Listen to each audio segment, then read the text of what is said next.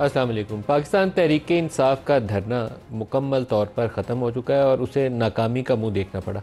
जब आप इस तरह की तहरीक शुरू करते हैं तो उसके 3-4 मराहिल होते हैं। एक तो आपका टारगेट क्या है, आप क्या अचीव करना चाहते हैं। तो उनके टारगेट्स में 2-3 चीज़ें जो उन्होंने ऑब्वियसली बयान कर दी थी कि हमें 26वीं तरमीम पे इतराज़ है, हमारे सियासी कैदी रिहा किए जाएँ, इलेक्शन ऑडिट किया जाए। लेकिन एक टारगेट एक्चुअली वो अचीव ज़रूर करना चाहते थे कि इमरान खान की रिहाई के ऊपर हुकूमत को मजबूर किया जाए। तो वो वाला टारगेट उनका बुरे तरीके से कंप्रोमाइज़ हो गया, बल्कि आइंदा चंद महीने मज़ीद मुश्किलात बढ़ सकती हैं तहरीक इंसाफ के लिए भी और उन तमाम PTI के लोगों के लिए जो इस वक्त कैद में है। पोलिटिकल मैटर है। अगर मैं कहूँ कि उन्होंने कोई बहुत बड़ी दहशत गर्दी की हुई है तो ये दहशत गर्दी के अंदर सारे नहीं पकड़े हुए हैं, सिवाय वो जो बराह रास्त 9 मई के मुकदमात में किसी बिल्डिंग के अंदर आग लगाने में या तोड़ फोड़ में मुलव्वस हों। बाकी अगर जो पोलिटिकल प्रिजनर है उनका मामला दूसरा है।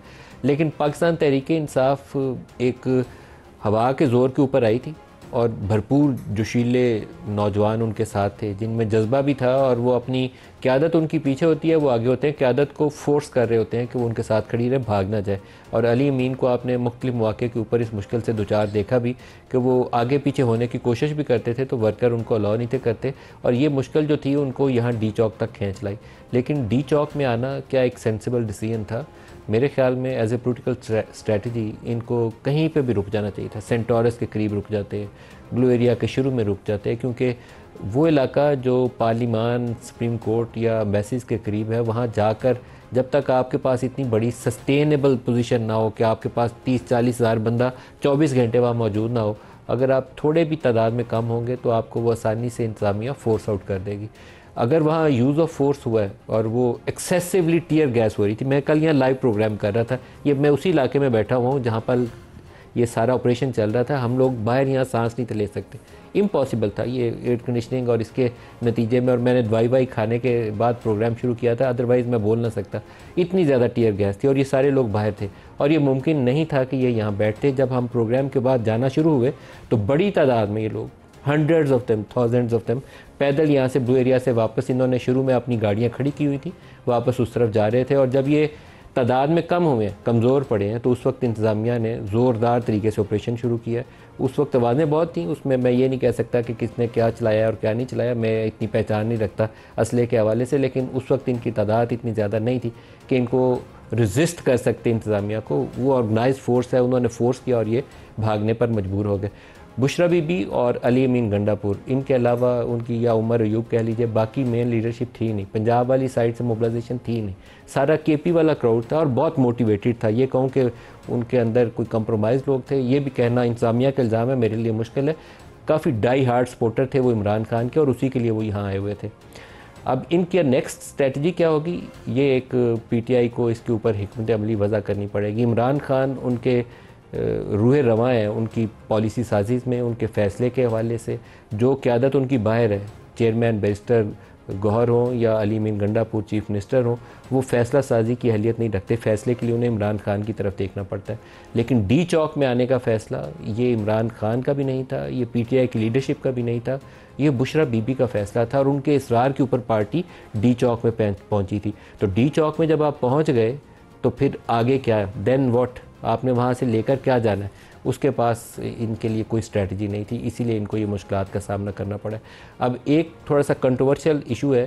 कंट्रोवर्शियल इशू ये है कि तहरीक इंसाफ दावा कर रही है, अभी मैंने उनके ऑफिशियल ट्विटर हैंडल पर भी देखा है और जुल्फ़ी बुखारी के स्टेटमेंट भी देखे हैं, जिसमें वो कह रहे हैं 40 डेड बॉडीज़ हैं इस्लामाबाद के हॉस्पिटल, पॉलीक्लिनिक और पिम्स के अंदर।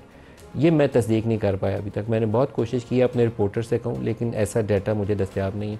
अगर ऐसा डाटा दस्तयाब हो तो फिर तो जो हुकूमत में बैठे लोग हैं उनको सज़ा का बिल्कुल वो हक बजाना होंगे कि दरख्वास्त करें और उनको सज़ा दी जाए, लेकिन ऐसा डाटा मेरे पास अभी तक नहीं है। प्रोग्राम को स्टार्ट करते हैं, अपने मेहमानों से भी ये सवाल करेंगे, इसलिए हमें ज्वाइन कर रहे हैं एहसन इकबाल साहब, वफाकी वज़ीर मनसूबाबंदी और सीनियर रहनुमा पाकिस्तान मुस्लिम लीग नवाज़ के। एहसन साहब, बहुत शुक्रिया आप हमारे साथ शामिल हो रहे हैं। आपको ये धरने देखने का अगस्त 2014 से काफ़ी एक्सपीरियंस है और काफ़ी दफ़ा आप लोगों ने इनसे डील भी किया।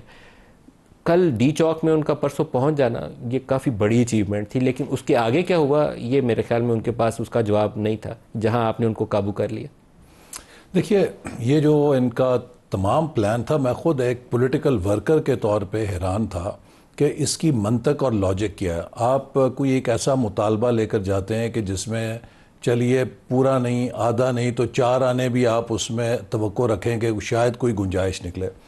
अब ये बुनियाद लेकर आना कि जी इमरान खान साहब को रिहा करा के लेकर जाएंगे, आप नदीम साहब ये बताइए कि क्या इमरान खान साहब किसी डिप्टी कमिश्नर के एग्जेक्टिव ऑर्डर नज़रबंदी के तहत गिरफ़्तार हैं, जो एग्जेक्टिव ऑर्डर वापस ले लिया जाएगा? उनकी गिरफ़्तारी कानूनी और केसेस के अंदर है जिसका वाहिद रास्ता अदालती रिलीफ है। तो क्या ये फिर सारा अमल इसलिए था कि आप अदालतों पर दबाव डालें, अदालतों की कनपटी पर पिस्तौल रखें और अपने लीडर की ज़मानत के लिए इसको एक आले के तौर पर इस्तेमाल करें? हुकूमत तो कोई इख्तियार नहीं रखती कि एक ऐसे कैदी को जो केसेस के अंदर गिरफ़्तार है, जो जुडिशल रिमांड पे है या फिज़िकल रिमांड पे है, उस कैदी को हुकूमत तो किसी भी कानून के तहत नहीं रिहा कर सकती। तो इसका मतलब है एक तो ये है कि आप एक ऐसा मुतालबा लेकर आए जो हुकूमत पूरा नहीं कर सकती थी, तो फिर दूसरी तो यही सूरत है कि आप जो एक मखसूस स्टाइल है कि आप हर चीज़ दबाव के ज़रिए करने की कोशिश करते हैं, अदालतों पर दबाव डालने की कोशिश करते हैं, इदारों पर दबाव डालने की कोशिश करते हैं, कभी सोशल मीडिया की ट्रोलिंग से, कभी धरनों के साथ। तो या आपकी ये हिकमत अमली हो सकती है। तो ये नॉन स्टार्टर था पहले ही दिन से कि आप कहें कि हम इसलिए जा रहे हैं कि खान साहब को लेकर उठेंगे। लेकिन इमरान पे कोई ऐसा पेंडिंग मुकदमा था नहीं जिसमें बेल ना हो सकती, इसलिए बेल डुएबल ऑप्शन है, अभी भी है, लेकिन इसके लिए आप लोगों को इंगेज करना चाहिए था। देखिए वो बेल हुकूमत ने नहीं देनी ना, वो बेल तो कोई भी अदालत ने देनी है ना, क्योंकि कोई बड़ा मुकदमा उन पे पेंडिंग है नहीं। वो केसेस तो है, उनके अंडर ट्रायल हैं और उनके जो केसेस हैं उसमें बेल देने का इख्तियार एग्जेक्टिव मजिस्ट्रेट को नहीं है, वो मुतल्लिका अदालत ही ने देना है। तो लिहाजा ये सब जो एक ड्रामा और नाटक किया गया था, मैं समझता हूँ कि ये एक आउट ऑफ डेस्परेशन था।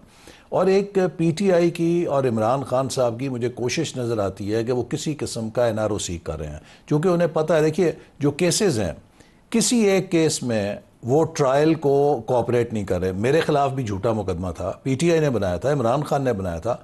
यकीन कीजिए कि मेरी कोशिश होती थी कि डेली ट्रायल हो, ये झूठा केस है, ये अगर लोअर कोर्ट में सज़ा भी होगी तो हायर कोर्ट में जाके ख़त्म हो जाएगा, इसको जल्द अज जल्द फैसला हो। अच्छा, इनके यहाँ तमाम वकील इस काम पे लगे हुए हैं कि किस तरह ट्रायल को हम मौखर करें। फॉरेन फंडिंग केस इन्होंने 5 से 7 साल इसी तरह लटकाया।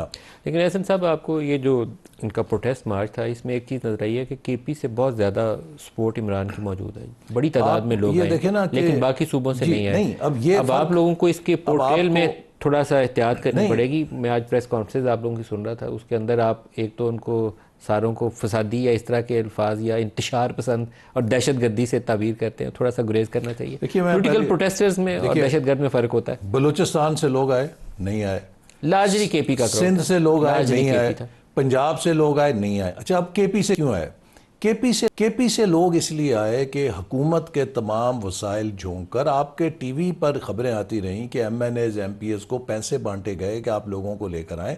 ठीक है, उसमें उनका एक कोर ग्रुप उनके वर्कर्स का भी होगा, लेकिन बाय एंड लार्ज ये लोगों को पैसे देकर सरकारी वसाइल के लालच में सरकारी मुलाजमीन का एक पूरा टोला लेकर आ गए। आज अगर केपी की हुकूमत ख़त्म हो जाए, मैं देखूंगा कि ये जो कहते हैं कि हम 15,000 या जितने भी 20,000 लोग काफिले में लेकर आए सारों में, इससे ज़्यादा तादाद थी, 25 कर लें, 30 कर लें, कितनी भी हो, बहुत साइजेबल नंबर था। और लेकिन अगर ये हुकूमत आज ख़त्म होती है इनकी, मैं आपसे पूछूंगा कि ये 1,000 बंदा भी निकाल के ले आए। क्या आपका इरादा है उनकी हुकूमत खत्म करने? ये तो आईनी और कानूनी जवाज तो खुद फराहम किया है उन्होंने। क्या कंसिडरेशन है गवर्नर राज लगाने? ये इसकी तो हाईएस्ट लेवल पे फैसला होगा, लेकिन मेरी ज़ाती राय पूछें तो केपी गवर्नमेंट ने वो तमाम शराइत पूरी कर दी हैं कि जो आइन ये कहता है कि किसी सूबे के अंदर आइन के मुताबिक हुकूमत ना चल रही हो। मैं उसकी एक मिसाल किया गया, मैं उसकी मिसाल क्या प्राइम मिनिस्टर ने मीटिंग में इस पर गौर किया? देखिए ना, मैं मिसाल देता हूँ। कुरम के अंदर और पारा चनार के अंदर 100 के करीब अफराद न सिर्फ हलाक हुए हैं बल्कि सफाकाना तौर पे कत्ल किए जा रहे हैं। हर रोज़ खबर आ रही है। आप बताइए, वज़ीर आला ने किसी एक दिन उस पर गौर किया? क्या काबीना ने किसी एक दिन उस पर कोशिश की है कि उस आग को बुझाने की कोशिश करें? उनके अपने जो इज़ला आला के जहाँ से वो बिलोंग करते हैं, डेरा इस्माइल खान टांक, वहाँ पे शाम के बाद कहते हैं कि सिक्योरिटी का अपरेटस खत्म हो जाता है, लॉ एंड ऑर्डर। तो आज उन्होंने कहा धरना भी जारी है, तो धरना वो डीआई खान में दे के दिखा दे, बाकी तो छोड़ दे। मेरा मकसद है कि जब आपकी ये सूरत हाल है लॉ एंड ऑर्डर की अपनी सूबे में, और आप सर आपने ये जो इश्यूज गिनवाए हैं, क्या प्राइम मिनिस्टर ने अपनी मीटिंग में इन तमाम इश्यूज़ पे गौर किया है कि ये सूरत हाल है तो हम गवर्नर आज लगा देते ये तो आपको वो प्राइम मिनिस्टर बता सकते हैं, लेकिन मैं ये कह सकता हूँ लेकिन कि पॉलिटिकल मीटिंग में आप शामिल थे, आप नहीं, सियासी इसमें ये तो पॉलिटिकल मीटिंग की जो कार्रवाई है वो उसका एक होता है कॉन्फिडेंशियलिटी, वो नहीं कर सकता। लेकिन मैं आपको ज़ाती राय ये कह रहा हूँ, ज़ाती राय आपकी है कि लगा देना चाहिए। मैं समझता हूँ कि बिल्कुल केपी में अब इस हुकूमत ने जो बगावत की है वफाक के ख़िलाफ़, पहली दफ़ा नहीं दूसरी दफ़ा की है, और अगर आप इस प्रेसिडेंट को इग्नोर करेंगे, मेरी सुन ले बात, कल को जीबी का चीफ मिनिस्टर 5,000 का जत्था लेकर आएगा, आज़ाद कश्मीर का प्राइम मिनिस्टर अपने मुतालबात के लिए 10,000 का जत्था लाएगा, चीफ मिनिस्टर पंजाब तो 1 लाख 2 लाख बंदे भी लेकर आ सकते हैं, साथ ही है यहाँ पे इतना बड़ा सूबा है, सिंध से एक जत्था आ सकता है, बलूचिस्तान से जत्था आ सकता है। ये तो अनारकी है मुल्क के अंदर। देखिए ये कोई आपकी ज़ाती राय है कि गवर्नर आज लगाना चाहिए या नहीं लगाना? मेरी ज़ाती राय है कि अब केपी के जो हालात हैं और जो कॉन्स्टिट्यूशन की खिलाफ वर्जी की गई है, it is a ripe case कि वहाँ पे लगना चाहिए अगर हमने मुल्क के अंदर ऑर्डर बहाल करना है। वगरना देखिए जिस दिन ये आए 4,000 पॉइंट स्टॉक मार्केट गिर गई, इनका धरना नाकाम हुआ, ये जूतियां छोड़ के भाग के गए, स्टॉक मार्केट को 4-5 हज़ार ऊपर चली गई है। लेकिन ये एक इंडिकेटर है कि ये तखरीबी कुव्वत है। और तामीरी कुव्वत किससे है, कॉन्फिडेंस किससे आ रहा है, इनकी पसपाई से मार्केट में कॉन्फिडेंस आ रहा है, और इनकी जाहरियत से मार्केट गिर जाती है। एहसन साहब, जो 10 दिन आपके 1 या 2 वजीर जो थे वो पीटीआई के बैरिस्टर गौहर से और बाकी लोगों से खुफिया मुलाकातें कर रहे थे, आप लोग इसको पब्लिक नहीं थे कर रहे, लेकिन नेगोशिएशंस हो रही थी, संगजानी की जगह की भी दावत दी गई, इमरान ने माना, बाद में बुशरा बीबी ने इनकार कर दिया। इमरान की रिहाई वाले इश्यूज़ के ऊपर भी आप लोगों ने आपस में इंगेज किया कि टाइम फ्रेम के ऊपर इतफाक़ राय कर लेते हैं कब तक रिहाई हो सकती है। ये सारा मैंडेट आप आगे के लिए क्या सोचते हैं, हिकमत अमली क्या है, क्या इस तरीके से आगे बढ़ा जा सकता है? अगर ये डूएबल ऑप्शन है तो ये बेहतर रास्ता है, इसको इख्तियार करना चाहिए अभी भी आपको। देखिए ना, बात ये है कि आप पॉलिटिकल डायलॉग कर सकते हैं पॉलिटिकल लोगों आपने से। किया डायलॉग? मैं आपको बता रहा हूँ ना, हमने कई दफ़ा किया। अब मिसाल के तौर पे जब 26वीं मोहसिन नकवी और बैरिस्टर गौहर के दरमियान और अली गंडापुर के दरमियान अनअनाउंस्ड कोई 7-8 मीटिंग, जब हम 26वीं आईनी तरमीम कर रहे थे तो पीटीआई ने और जेयूआई ने कहा कि आप अगर रुक जाएं तो हम इसमें अपनी तजावीज़ देना चाहते हैं। हमने मौखर कर दिया। 1 महीना तक पार्लियामान की कमेटी बनी, तमाम पार्टीज शामिल थीं, उसमें डायलॉग हुआ और पीटीआई की टीम ने इत्तफाक राय से जो आखिरी मुसवदा था उस पर इत्तफाक किया। ठीक है, एक कंसेंसस हो गया। जेल में गए, उनके बानी ने वीटो कर दिया। अच्छा, अब है कि यहाँ पर बानी नहीं है, एक सुप्रीम बानी भी आ गए हैं इस पूरे एपिसोड के अंदर। सुप्रीम बानी कौन आ गई? उनकी अहलिया, वो अब सुप्रीम अथॉरिटी के तौर पे आ गई। उन्होंने खान साहब को भी ओवर रूल कर दिया। खान साहब संगजानी पे मान गए थे, खुद पीटीआई वाले कह रहे हैं, लेकिन उनकी जो बॉस हैं या सुप्रीम बानी है उन्होंने ओवर रूल किया। उन्होंने कहा नहीं जी हम डी चौक में जाएंगे। सेटबैक हो गया पीटीआई को, उन्होंने अपने प्लसेस और माइनसेस, प्रॉज एंड कॉन्स के ऊपर सही जायज़ा नहीं लिया। डी चौक में आना काम आसान था, उसको सस्टेन करना ज़्यादा मुश्किल था, जिसका उन्होंने जायज़ा नहीं लिया। लेकिन सर वो सवाल पीछे रह गया, आप लोगों ने पोलिटिकली इंगेज किया। मोहसिन नकवी आपके भी वज़ीर हैं और इस्टेब्लिशमेंट के भी करीब जाने जाते हैं, उधर से बैरिस्टर गौहर अली अमीन गंडापुर सीएम भी हैं और वो भी इस्टेब्लिशमेंट के करीब जाने जाते हैं। तो इस प्रोसेस को, इस चैनल को इस्तेमाल करते हुए रास्ता निकाला जा सकता है। अफरा तफरी हमने तो नहीं बर्दाश्त पूरी कर सकते। कोशिश की, और जैसे आपने कहा कि मुज़ाकरात हुए, हर दफ़ा होते हैं। जब भी कोई भी हुकूमत होती है, कोई भी इस तरह मुज़ाहरा करना है तो आप उसके साथ मुज़ाकरात का चैनल खोलते हैं। अब जब फैज़ाबाद का धरना था उस वक्त भी मुज़ाकरात के चैनल खुले थे। जब उससे पहले फजल रहमान साहब का धरना था उसमें भी मुज़ाकरात हुए थे। जब ताहिरुल कादरी का धरना था, इमरान खान साहब का 2014 का था, उसमें भी मुज़ाकरात होते रहे। पीटीआई के साथ भी मुज़ाकरात होते रहे, हम उसके अंदर शरीक रहे। लेकिन बात यह है कि आप मुज़ाकरात तभी नतीजा खेज कर सकते हैं कि जब पॉलिटिकल और डेमोक्रेटिक लोगों के साथ आप करें। लेकिन जहाँ पर खान साहब और उनकी अहलिया बानी और सुप्रीम बानी जो हैं वो अपनी अना की सियासत कर रहे हों और वो पॉलिटिकल एडवाइस को जो उनकी टीम करे उसको, देखिए जब 2014 में क्या हुआ, मैं आपको एक वाक़या सुनाता हूँ सर। अगस्त 2014 और फैज़ाबाद धरने में और इस वाले में एक फ़र्क बुनियादी ये था कि उन 2 धरनों के पीछे इस्टेब्लिशमेंट की बैकिंग थी, इस वाले के पीछे इस्टेब्लिशमेंट आपके साथ खड़ी। वो आज वो सोशल मीडिया पे चल रहा है ना कि जब इस्टेब्लिशमेंट उनके पीछे खड़ी थी तो 126 दिन का धरना और जब इस्टेब्लिशमेंट सामने खड़ी थी तो 26 ये भी मुझे मिनट लगता है इस्टेब्लिशमेंट नहीं बैठ के लिखा होना, अगर कहना साढ़े बगैर गया सी देख 26 मिनट नहीं कटे, तो हमारे साथ था फिर 26 ये तो लोगों की जीनियस है। लेकिन मैं आपको बताऊं, देखिए फ़र्क क्या है। जब अगस्त 2014 में इन्होंने धरना दिया, आपको पता है कि मेरी एक मीटिंग हुई जहांगीर तरीन साहब के घर पे, हमारे इनसे मुज़ाकरात हो रहे थे। उसमें जहांगीर तरीन साहब थे, असद उमर साहब थे, मेरा शाह महमूद कुरैशी थे, गालबन जावेद हाशमी, सारी टॉप लीडरशिप। उस रात ये ख़बर थी कि जी ये अपना धरना जो है ना पार्लियामेंट हाउस पे और इधर चढ़ाई करेंगे। तो मैंने उनसे पूछा उस मीटिंग में कि क्या आप चढ़ाई करने वाले हैं? उनका एब्सोल्युटली नॉट, बिल्कुल हम नहीं करेंगे। अच्छा, फिर असद उमर एक टीवी के प्रोग्राम पे गए, वहाँ पर भी इसी ने उनसे पूछा कि एब्सोल्युटली एब्सोल्युटली नॉट। तो वो कहते हैं कि वो जब वापस आए तो शेख साहब ने शायद खान साहब के कान में कुछ फूंका या क्या, उन्होंने ऐलान कर दिया जी हम चढ़ाई करने लगे हैं। देखिए ना, पूरी पॉलिटिकल क़यादत उनकी कह रही थी कि एब्सोल्युटली नॉट, हम सवाल ही नहीं पैदा होता कि चढ़ाई करें पार्लियामेंट पे।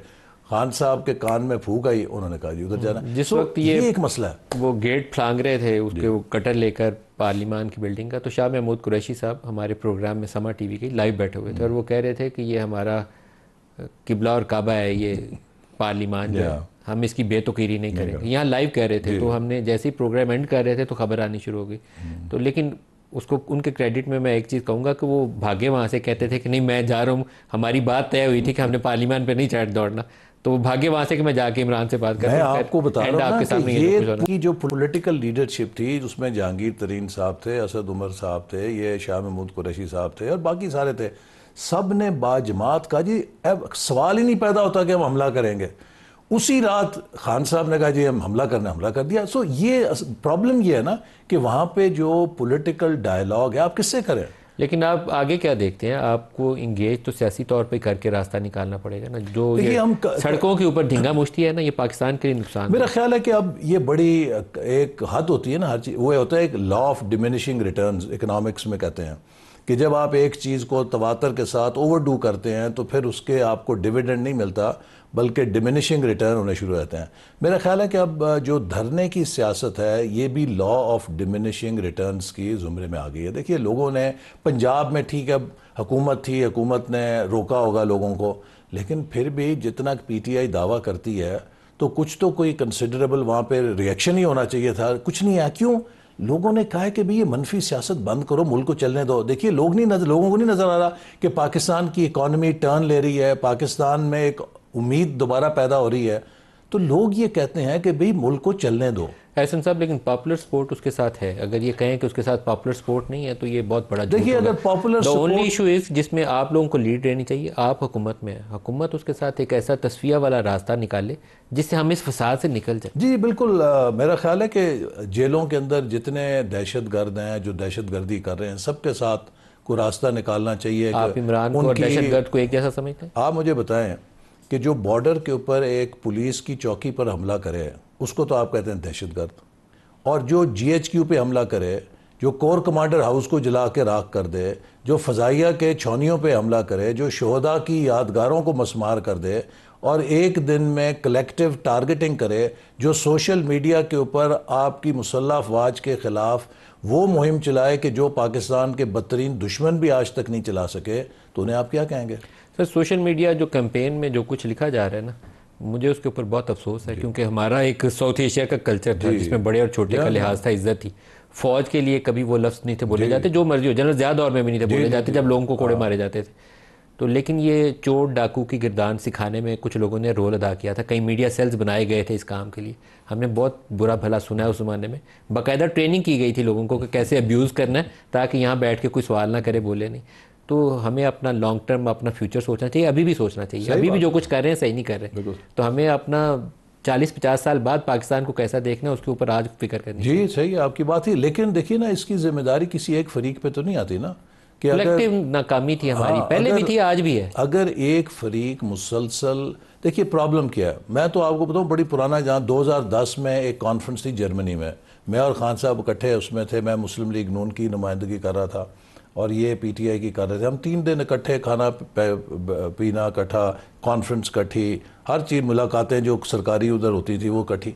तो मैं जब वापस आया तो मुझसे किसी ने पूछा कि आपका कैसा रहा तजुर्बा। मैं कहा भाई मैं तो बड़ा डिसअपॉइंट हुआ हूँ, क्योंकि इनका जो ईगो है ना वो माउंट एवरेस्ट से टॉल मैंने महसूस किया।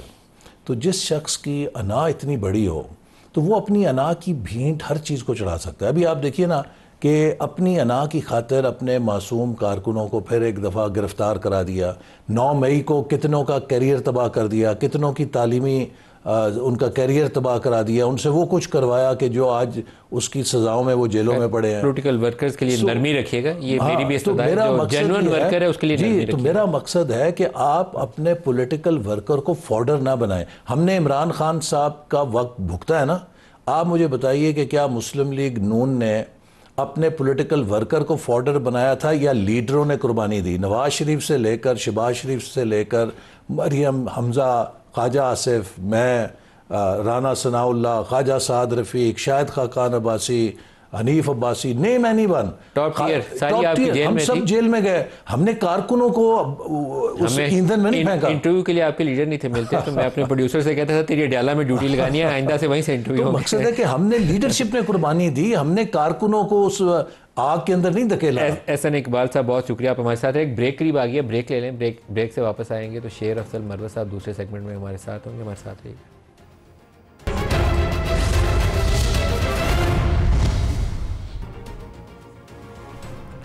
प्रोग्राम में दोबारा खुशामदीद कहते हैं। इतने बुलंद बांग दावों के बाद पाकिस्तान तहरीक इंसाफ को क्या हुआ कि एकदम से डी चौक भी खाली करवा लिया गया, पूरी क़यादत जो थी गायब हो गई।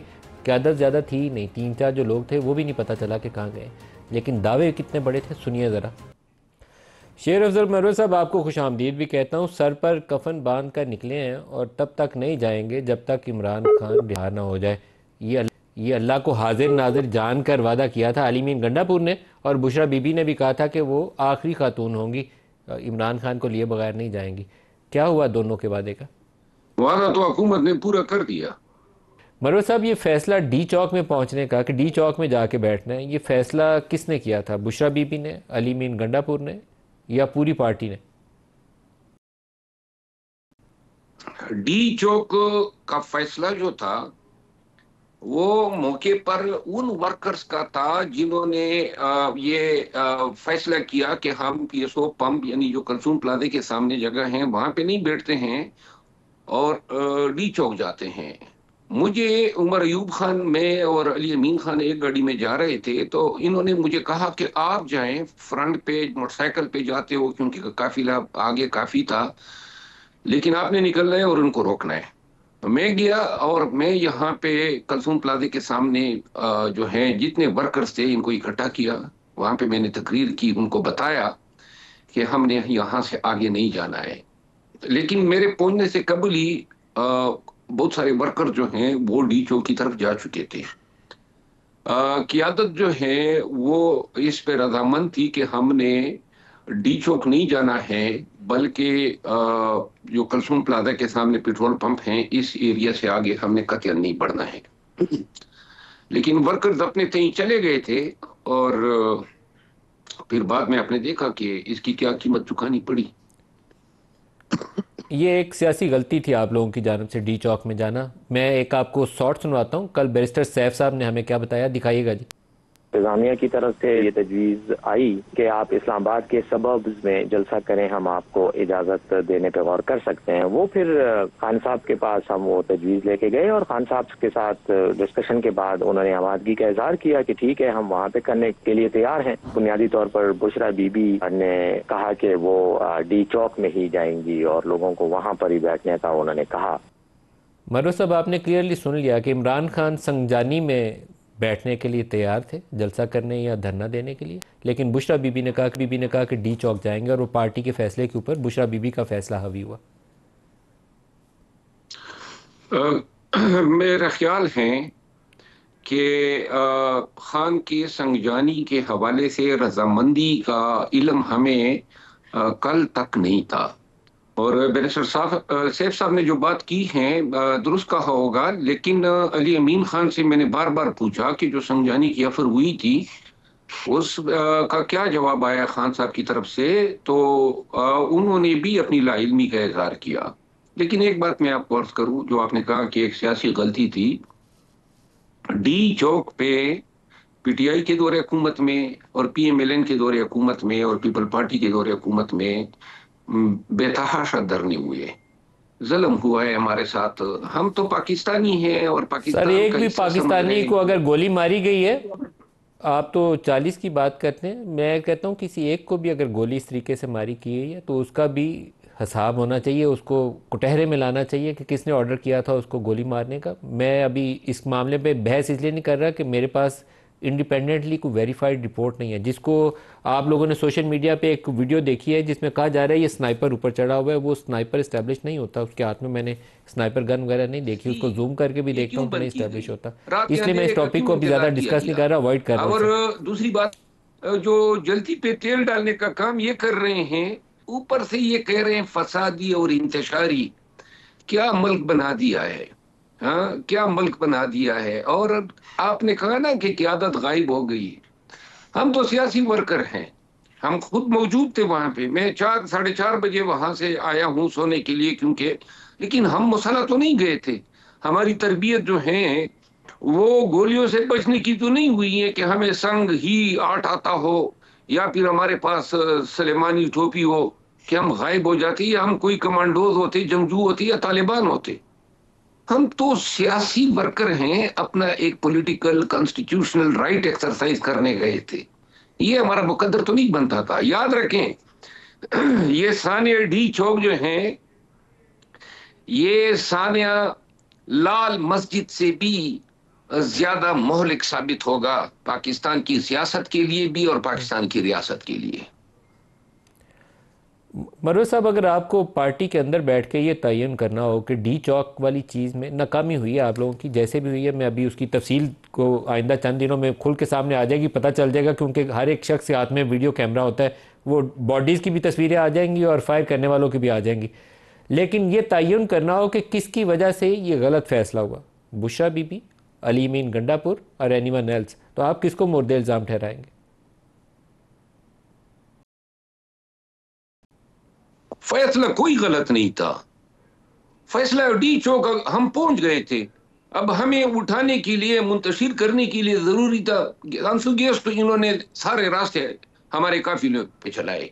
लेकिन जब इनको ये एहसास हुआ कि ये तो इतने कमिटेड है, तो इन्होंने गोलियां चला दी। तो इसमें हमारी गलती क्या है? क़यादत जो है, इसको ये जो ताने दे रहे हैं क़यादत गायब हो गई, क़यादत क्या करती?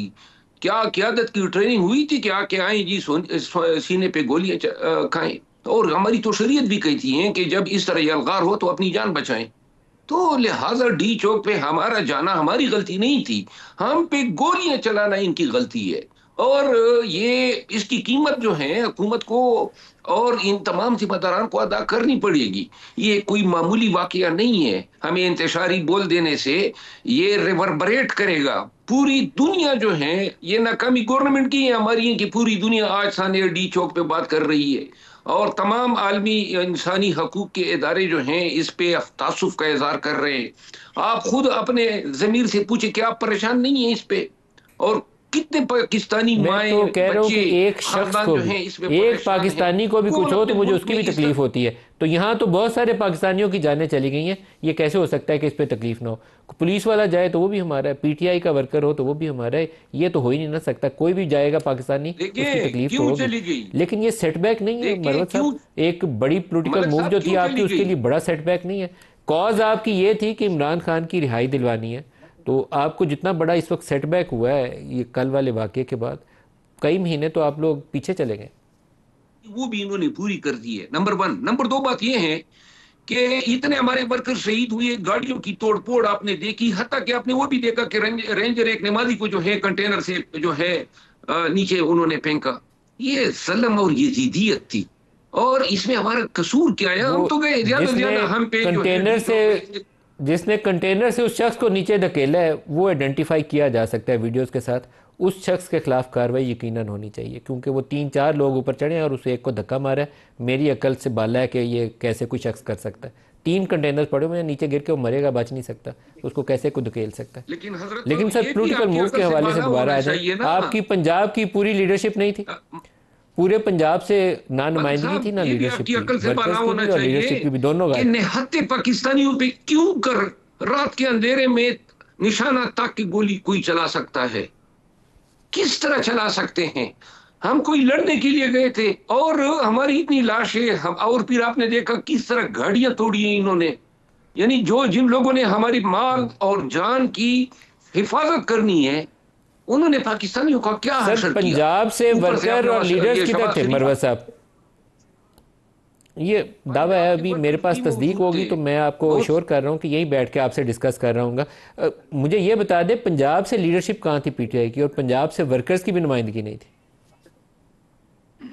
पंजाब से चंद एक एमएनएज आए थे, पंजाब की लीडरशिप नहीं पहुंच सकी उस तवक्को के साथ जो हमारी उनसी थी, क्योंकि पंजाब में जो मोहतरमा की हुकूमत है और जो पुलिस इसकी वो स्टूज बनी हुई है, तो जिस तरीके से उन्होंने वहां पे क्रैकडाउन किया, तो केपी और पंजाब का इस हवाले से फिर मुवाजना मुमकिन नहीं।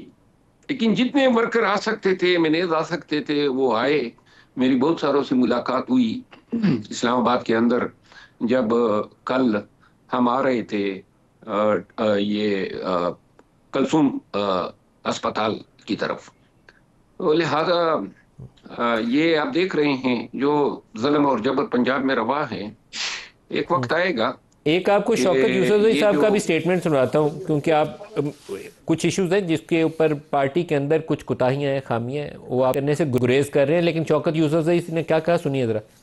हुकूमत ने जिस वस्तायत का मुजाहरा किया, लेकिन इसके अलावा भी अगर मैं कहूँ कि किसने कहा कि ये फाइनल कॉल है, सियासी लोग हैं हम, इसको फाइनल कॉल का नाम नहीं देना चाहिए था। मशावरत क्यों नहीं होती रही? हमारी लीडरशिप कहाँ गायब रही? बैरिस्टर गौहर कहाँ थे? सलमान अकरम राजा कहाँ थे? इमरान खान से उनकी मुलाकात में उन्होंने एग्री किया था कि संजानी अगर हुकूमत देती है वहाँ पे जगह तो वहाँ पे धरना दे दें। सारी पार्टी भी मान गई थी, बुशरा बीबी नहीं मान गई। बुशरा बीबी के पास तो कोई इख्तियार नहीं था पार्टी का, पार्टी के फैसले तो पार्टी के लोगों को करना चाहिए था। क्यों उस पर अमल दरामद नहीं हुआ? अली अमीन गंडापुर को तो कुर्बानी का बकरा बनाया गया। हमारा क्या प्लान था? ABC कुछ प्लान तो होता है। सियासी लोगों की मुज़ाकरात को क्यों अहमियत नहीं दी गई? किसने मुज़ाकरात से इनकार किया? सबसे पहले हमें अपना एहतसाब करना होगा, हमने क्या किया। मैं तो नहीं खामोश रह सकता, मैं तो बोलूंगा। क्यों अपने पार्टी के बेड़ा गर्क करके रख दिया? क्यों इतनी तबाही मचाई पार्टी की? ये तो पार्टी के साथ जुल्म हुआ है, इमरान खान के साथ जुल्म हुआ है।